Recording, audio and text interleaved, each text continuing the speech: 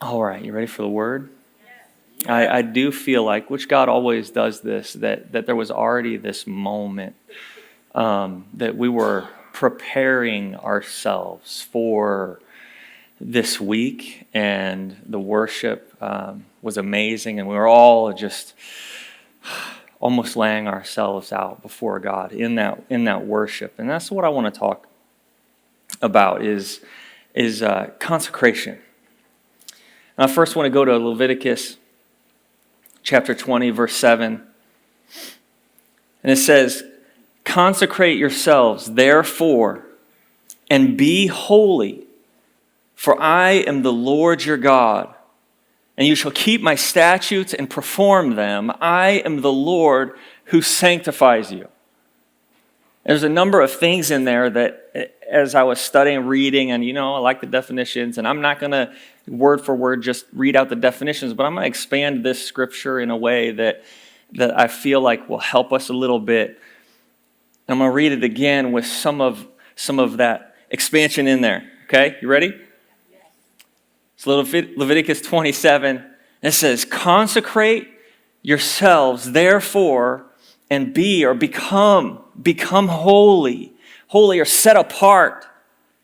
Consecrate yourselves and become set apart. For I am the Lord your God." It says, for I am the existing one, the eternal God. Listen, this is the one that's talking to you, is the eternal, existing. And in that definition, it says the self-existent, that he wasn't created. He doesn't have a starting, a beginning, or an end. He is the self-existent, the eternal God. And then it says, "And you shall keep my statutes and perform them." Listen to what I'm saying. He's like, listen and do those things that I'm asking you to do. It says, "I am the Lord who sanctifies you." And then in that, he's saying, I am the eternal God, the existing one, the one who sets you apart. I'm the one who sets you apart and makes you holy. It says be or become set apart. Step away from those things that are holding you back from me, that are keeping you from all that I have for you.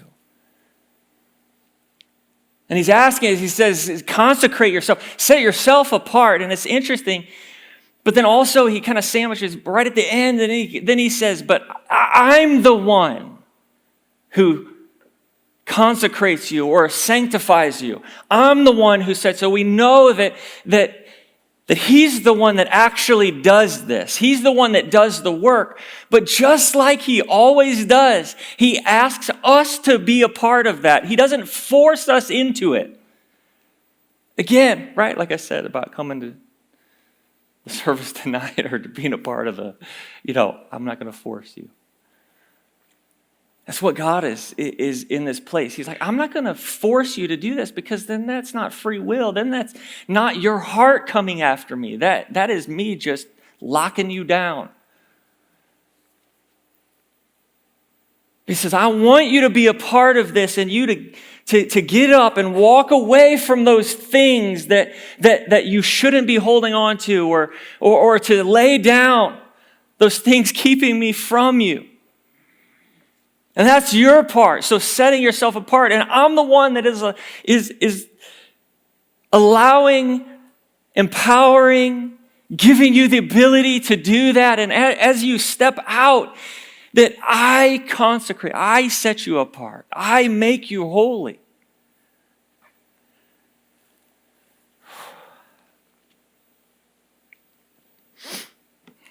He does the work. But he does it through and in our cooperation and in our efforts of stepping out in what he's asked us to do. He does it as we yield our will to his. Joshua 3:1. And here we have the Israelites, and they're about to step into the promised land. This is like their last step. They can see the promised land. They had come all this way and walked all this time following God, messing up, coming back, all these different situations, and now being at this last step. And they're standing before the Jordan River, and not just the Jordan River, but at a time when it was overflowing its banks, when it's just like even rushing faster than it ever does, and it's all flooding, and so they come to this last point, and here we are here in Joshua 3:1. It says this: Then Joshua arose early in the morning, and they set out from the acacia grove and came to the Jordan, he and all the children of Israel, and lodged there before they crossed over. Like I said, this was the last step. After around 500 years from when God gave this promise to Abraham, and he said, I'm going to give you this land. So very long. Imagine this promise, and it had taken even all this time, and now they're standing right there before the promised land, can look over and see it. But there's this obstacle, there's this raging, rushing river that's overflowing its banks right before them. God told Israel to prepare themselves for 3 days. Imagine that. It's like when you're right there, you can see it, and there's this last hurdle, this last step, and then you're like, let's go. Come on, God, how are we going to get through this? And he's like, just stop and prepare yourself. Why don't you just stay here for 3 days? Anybody we've been waiting long enough. It's been about 500 years since you spoke this promise, and we're right here. You want us to wait. And even to say that they're seeing the promised land. They're seeing it there, and also seeing this seemingly impossible obstacle standing before them. And God says, why don't you stop and take some time? Why don't you stay here with me?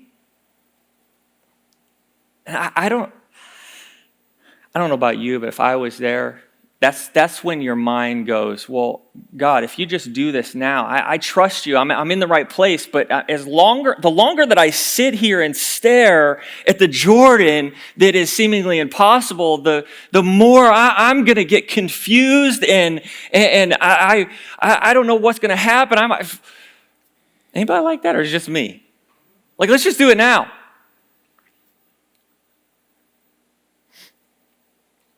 In verse 2, Joshua 3:2, it says, so it was after 3 days, sitting there waiting still to cross over into the promised land, that the officers went through the camp, and they commanded the people, saying, when you see the ark of the covenant of the Lord your God, and the priests, the Levites bearing it, then you should set out from your place and go after it.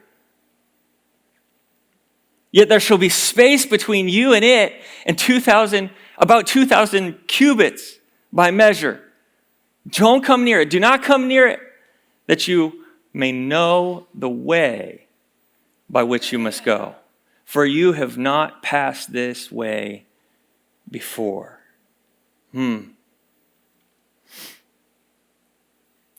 So Joshua commands his leaders to go through the people and say, listen to me. Okay, we've waited this 3 days. Listen, I want your faith to be strong. And I want we're going to do what God has called us to do. But what's going to happen is the Ark of the Covenant, that God is going to go before us.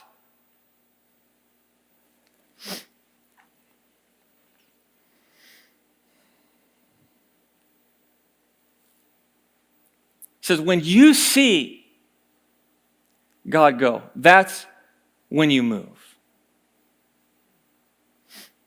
He sent Not the engineers and the guys that were the carpenters and the builders and he didn't send those guys ahead and say, hey, figure out how to build a bridge over the Jordan River. Let's do this. No, he sent out the priests that were carrying the Ark of the Covenant. They were walking forward ahead with the presence of God. And he says, listen, God is going to go before us. And God is going to do this. And by the way, you need to stay far enough back. Imagine, if you will, there's a lot more people than we have, millions that are there. And he's like, allow this space. One, because you really shouldn't get too close because it's deadly. Two, because you want to be able to see where God's going. And you want to follow where he's going and not him following where you're going, or you're up there right with him and you're saying, okay, God, well, actually, this might be the best way to go this way. Or maybe we should watch out, watch your step. Hey, priest, I don't know. Is that me? I know I'm just kind of like looking into this a little more, but I feel like that's what we do. We want to walk up there and be right there with him. Not that we're not with him, but sometimes we're like, yeah, come on, God. Oh, watch out. Actually, you know what? This is the best way, God. This is the way we should go. I'm not really sure what you're doing. He's like, no. We're going to stay here for 3 days. Prepare ourselves. When God tells us to move, we're going to move, and we're going to allow him to go before us. We're going to watch where he is, and when we see him move, we're going to move. I mean, they knew how to do that. They had been doing it for quite a while. It wasn't about figuring out, it was about trusting God. Trusting God. And Joshua knew that this wasn't really just a physical problem. I mean, there was a physical problem, but ultimately it was a spiritual issue, problem, thing that God was going to deal with. See, instead of us, because God, he's so much greater than we are. And how do we think sometimes that we can figure stuff out better than him?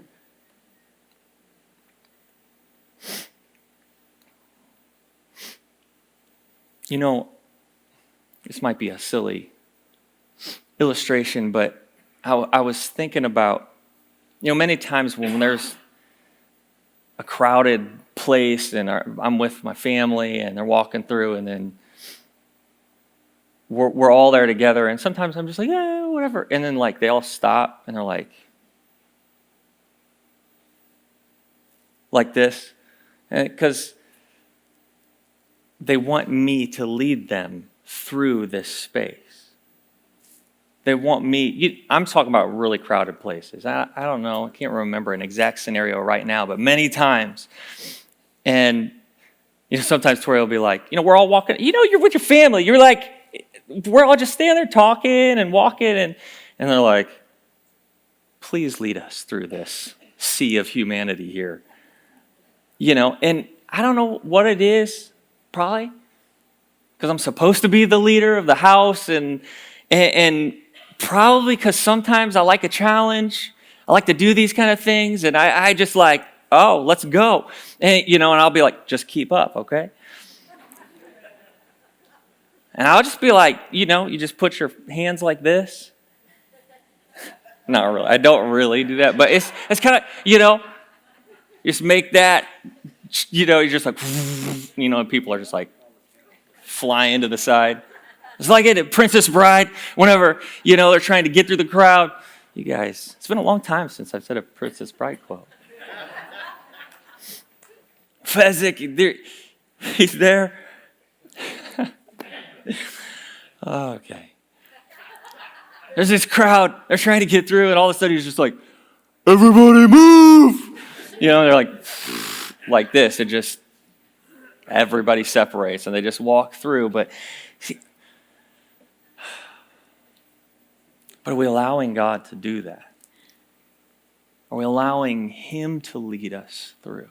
Are we asking him? Sometimes we're just like, yeah, let's go. And we're just like bumping into things, getting knocked around, all this stuff because we aren't walking behind him so that we can see where he's going, so that we can see where he's moving. In Joshua 3:5, at the end of this little part here, and it says, and Joshua said to the people, sanctify or consecrate yourselves, for tomorrow the Lord will do wonders among you. Again, that word sanctify is to consecrate, to prepare, to dedicate, to set apart, to be holy, to be honored, to be treated as sacred. So he says, consecrate, sanctify yourselves, set yourselves apart. Allow God to set yourself apart, to set you apart. Allow him to do what he wants to do so that we can see and understand and know and be a part of what he's going to do, because tomorrow the Lord will do wonders among you.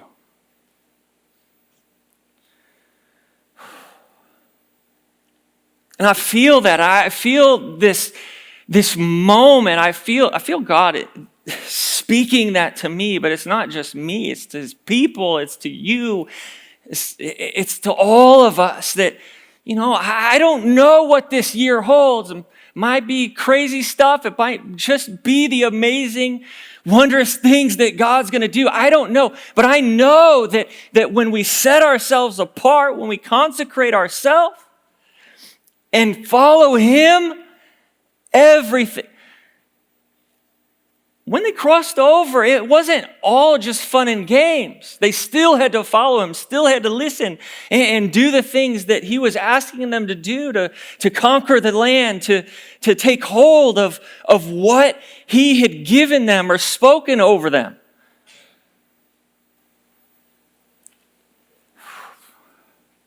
But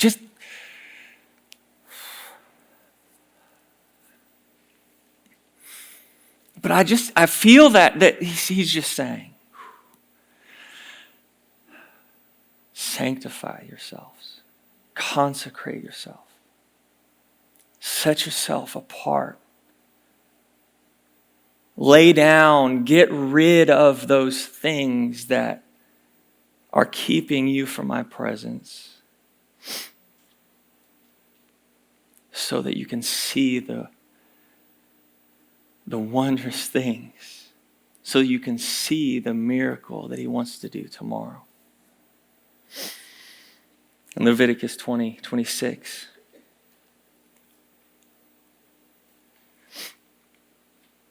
verse 25 is talking about distinguishing between clean and unclean, the animals, the things that you shouldn't eat. And God's talking to his people and he's saying, listen, I want you to understand what is good and right for you and what isn't.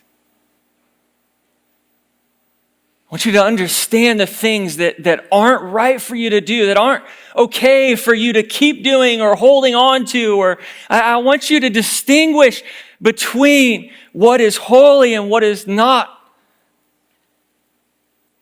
Understand these things. And in verse 26 it says, and you shall be holy to me, for I, the Lord, am holy, and have separated you from the peoples, that you should be mine. Saying, look, set yourself apart, consecrate yourself.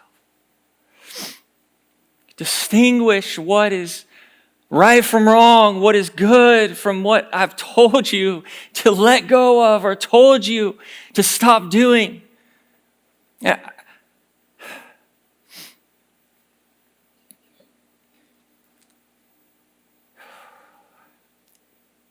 in this time with the Israelites, when Moses actually asked them, and God had spoken to him, said, have the people consecrate themselves. In this verse, he's saying that they should wash themselves and clean up and, not be dirty. And there, of course, there's, a physical aspect to that. But he continues on to say it's really about a holistic thing of our mind, our body, our spirit, to take and clean and rid ourselves from that which is not of him, so that we can come before him in a manner that is worthy, in a manner that he has asked us to come. He says, you shall be holy. That question that sometimes we may have is like, I don't know if God really wants to do this for me or in me, and you don't know what I've done or what I've been through. I don't. I know what I've been through, and I know, the mess and the dirt and the junk that I've held on to, the things that I've gone through, and really, you may think that yours are worse than mine, but God doesn't see it that way. I don't see it that way. I see that anything that we have, it's just something to lay down because it's not of God. God doesn't put it in categories of best to worst, to pick out certain people. He doesn't say, oh man, that person's really bad. No, he says that person just needs to set themselves apart, to consecrate themselves, to come before me. Same thing to each and every one of us. The same exact thing.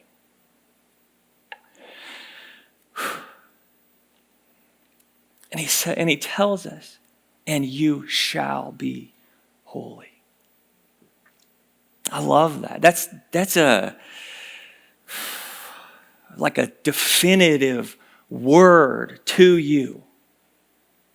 He's asking us to be a part and asking us to understand what we need to change or what we need to lay down. But he's saying, when you come to me, when you do this, you shall be holy. Why? Because he says, because I, the Lord, I am holy. And when you let those things go and you come toward me, it's just a product that happens. It can't not happen. Because I'm holy and you're coming to me, you shall be holy.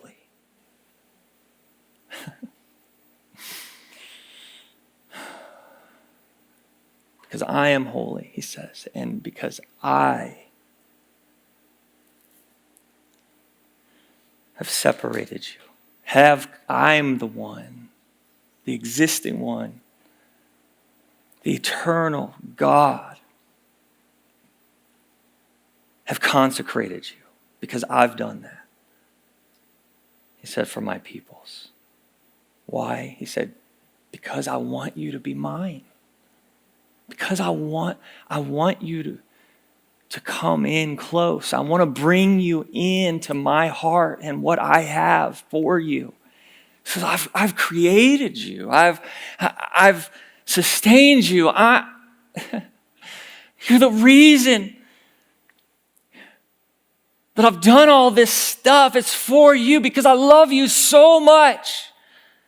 Because I'm your God, I'm your Father. I love you. And I want you to have everything that I've created you for.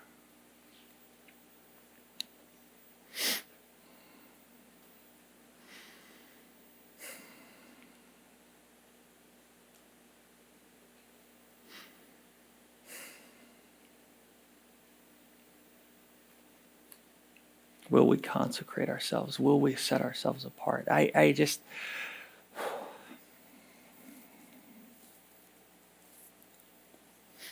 We'll read that scripture again in Joshua 3:5, because I believe that it is a word of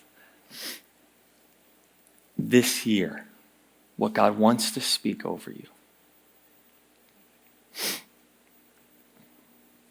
And he will do it. He can do it. He is doing it, but he's asking us. Again, remember what we talked about? He's saying, will you stand up and be a part of what I want to do? Will you sanctify? God was going to part the Jordan. He was going to get Israel across this Jordan River that seemingly was impossible. He was going to do it. But he asked Israel to be a part. He asked them to stay there for a couple of days, to wait for his presence, to be where he wanted them to be. And then he asked them to set themselves apart and sanctify themselves. Imagine, if you will, if they hadn't done that, if they hadn't waited and just started swimming across. Now, a couple of spies swam across. You can imagine it probably was, some of their best, their best spies, probably their best swimmers, strongest guys that were able to go over and do that. But imagine millions of people, men, women, children, babies. That's impossible, right?